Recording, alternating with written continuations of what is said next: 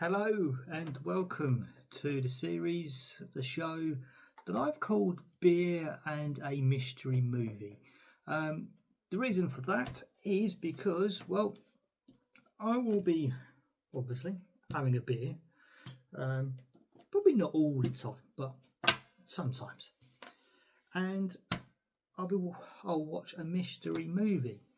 Now, to give you some background, I used to collect cinema tickets a good 20 to 30 years ago.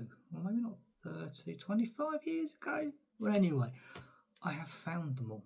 So, what I have done, I've popped them all into a box and I will pick one at random. I will then watch that film and I will tell you whether it's still any good or not. I mean, I say still any good, it might not have been very good back when I watched it at the cinema. So, and then I will rate it out of beer bottles. Obviously, the more beer you need to watch the film, the least good it is. But obviously, I am not, but I should probably just say, I am not endorsing heavy drinking or anything like that. It is purely for illustrative purposes, and it does not mean that I have watched that I drunk X amount of beers. Honestly, I haven't started drinking yet. I promise, honest. So anyway, without further ado, let's get our cinema ticket from the box office and see what we will be watching. Or I will be watching, I should say, because obviously copyright reasons I can't actually show you the films. Let's go for, I want to find something that feels a little different than I've had before. Okay, that feels a little different.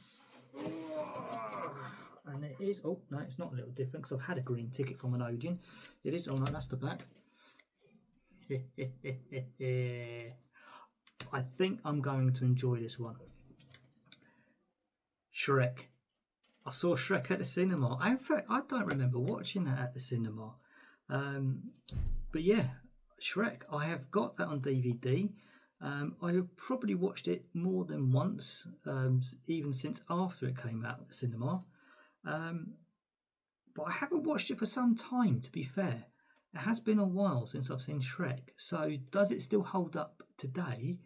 And will I need a lot of beers to get through that? I don't think I will.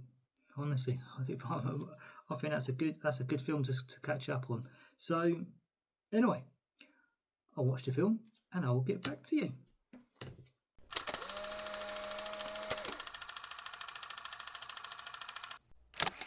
Then I saw her face. Ah.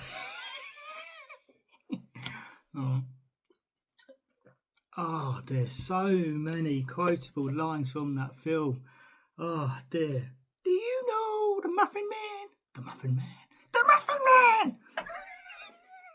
Oh, it's such a good film. Honestly, yeah. All right, it is a classic. I think it is up there with the greats. So where do I start? So I honestly think if this film came out tomorrow, it would still be a hit. The animation is still, I think, brilliant. If anything, I think the animation can be just as good as anything that's come out recently. It's really good, but it's not just the animation. It's the story, it's the heart. It's it's all about the friendship. It is such an all-round good family as well, good family film, and I think that's the other point about it is it's kids will enjoy this film, but not just kids, but the adults can enjoy this film. It is an all-rounder. And you get a lot of family films, kids films with that aren't that great for the adults, okay? And they might chuck in a few jokes in there for the entertainment of the adults. But this one is just a complete all-rounder. You don't even have to have kids, I think, to enjoy this film. So let me just break this down a little bit. What I think just makes this film timeless. Now, first of all, the one thing I noticed was how short this film is. It's an hour and a half, so it's the bare minimum of a movie runtime, and it is a perfect illustration, perfect point that sometimes less is more, and they just tell the story so well. The fact that Shrek, he knows he's hated, he accepts that, and he just enjoys his life. He's enjoying himself being alone, and he'd rather be left alone until Donkey comes into the frame. And again, that's what's beautiful about the friendship here, is that Donkey just annoys Shrek like mad. Doesn't stop talking. Shrek's getting really wound up, but very quickly realises he's not getting rid of this Donkey. But Donkey really annoys him. But at the same time, Shrek is actually quite abusive to Donkey, you could say. He's quite harsh on him. So, to start with, they kind of just tolerate each other. But as the film progresses, that toleration, I don't know, I can't think of the word. It grows into this bond, and then that bond just grows even further to the point where they have that argument at the end of the film, and Donkey's like, "But that's what friends do. They forgive each other," and they do. They fix their differences, and that friendship becomes so strong. And I think what's lovely as well, when you look at the Princess Fiona's side of the story, almost demonstrates that life. Maybe I'm looking a bit too deep into this, but but that life doesn't always go as planned or as expected. But at the end of the film, she accepts that.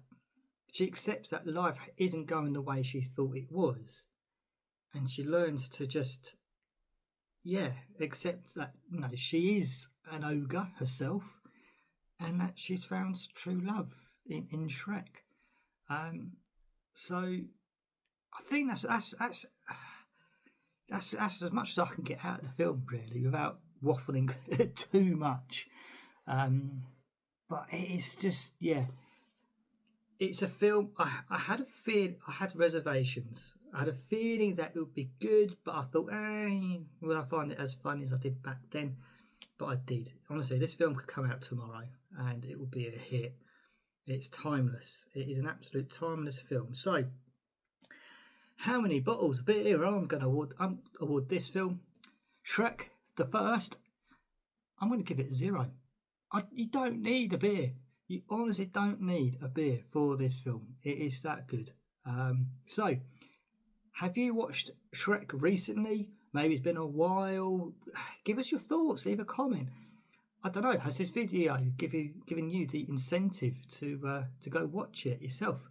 But yeah, please do comment, like, subscribe, maybe for more content on this. But yeah, take care now. Cheers.